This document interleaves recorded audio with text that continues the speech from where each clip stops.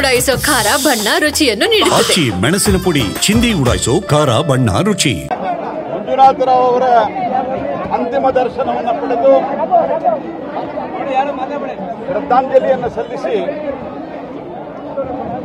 ಆ ಕುಟುಂಬಕ್ಕೆ ಅತ್ಯಂತ ಆಘಾತವಾಗಿರುವಂತಹ ಕುಟುಂಬದ ಸದಸ್ಯರಿಗೆ ನಮ್ಮ ಕೈಲಾದಷ್ಟು, ಯಾಕಂದ್ರೆ ಸಾಂತ್ವನ ಹೇಳೋದಷ್ಟು ಸರಳವಾಗಿಲ್ಲ, ಸಾಂತ್ವನ ಹೇಳೋದಕ್ಕೆ ನಾನು ಬಂದಿದ್ದೇನೆ. ಈ ಒಂದು ಘಟನೆ ಏನಿದೆ ಇದು ಕಾಶ್ಮೀರ, ಜಮ್ಮು ಮತ್ತು ಕಾಶ್ಮೀರ ಒಟ್ಟಾರೆಯಾಗಿ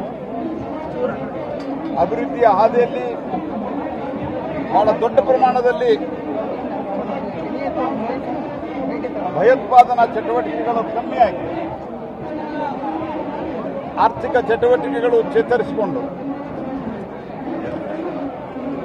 ಟೂರಿಸಂ ಬಹಳ ಒಳ್ಳೆ ಪ್ರಮಾಣದಲ್ಲಿ ಪಿಕಪ್ ಆದಂತಹ ಸಂದರ್ಭದಲ್ಲಿ ಮತ್ತು ಕಾಶ್ಮೀರದ ಜನರಿಗೂ ಅನ್ನಿಸಲಿಕ್ಕೆ ಶುರುವಾಗಿತ್ತು, ಜಾತಿ ಧರ್ಮವನ್ನು ಮೀರಿ, ಪಕ್ಷ ಪಂಗಡವನ್ನು ಮೀರಿ ನಾವು ಭಾರತದಲ್ಲಿ ಸುರಕ್ಷಿತವಾಗಿದ್ದೇವೆ, ಭಾರತದಿಂದ ನಮ್ಗೆ ಒಳ್ಳೇದಾಗ್ತದೆ ಅನ್ನುವಂಥ ಸಂದರ್ಭದಲ್ಲಿ ಇದನ್ನು ಡಿರೇಲ್ ಮಾಡಬೇಕು, ಇದನ್ನು ಹಳಿ ತಪ್ಪಿಸಬೇಕು ಅನ್ನುವಂಥ ಕಾರಣಕ್ಕಾಗಿ ಈ ಕೃತ್ಯವನ್ನು ಎಸಗಿದ್ದಾರೆ. ಈಗಾಗಲೇ ರಾಜತಾಂತ್ರಿಕವಾಗಿ ಅತ್ಯಂತ ಕಟ್ಟುನಿಟ್ಟಿನ ಕ್ರಮವನ್ನು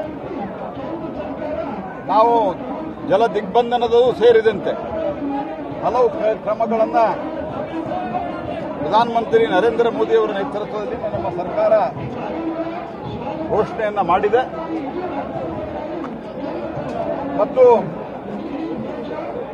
ಈ ಸಂದರ್ಭದಲ್ಲಿ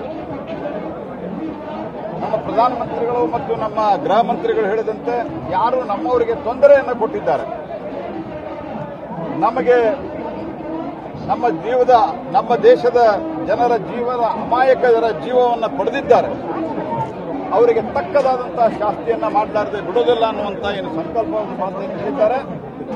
ಅದಕ್ಕೆ ನಮ್ಮ ಸರ್ಕಾರ ಬದ್ಧವಾಗಿದೆ. ನಾವು ಪಾಕಿಸ್ತಾನವನ್ನು ಏಕಾಂಗಿ ಮಾಡುವುದರ ಜೊತೆಗೆ ಮುಂದಿನ ಕಟ್ಟುನಿಟ್ಟಿನ ಕ್ರಮವನ್ನು ಕೈಗೊಂಡು ಈಗಾಗಲೇ ದೇಶದಲ್ಲಿ ಬಹಳ ದೊಡ್ಡ ಪ್ರಮಾಣದಲ್ಲಿ ಭಯೋತ್ಪಾದನಾ ಚಟುವಟಿಕೆಯನ್ನು ನಿಗ್ರಹ ಹೇರುವುದರಲ್ಲಿ ಭಾರತ ಯಶಸ್ವಿಯಾಗಿದೆ. ಅದರಿಂದನೇ ಸಾಕಷ್ಟು ದೊಡ್ಡ ಪ್ರಮಾಣದಲ್ಲಿ ಆರ್ಥಿಕತೆಯು ಅಲ್ಲಿನೂ ಬೆಳೀತಾ ಇತ್ತು, ದೇಶದಲ್ಲಿ ಬೆಳೀತಾ ಇತ್ತು.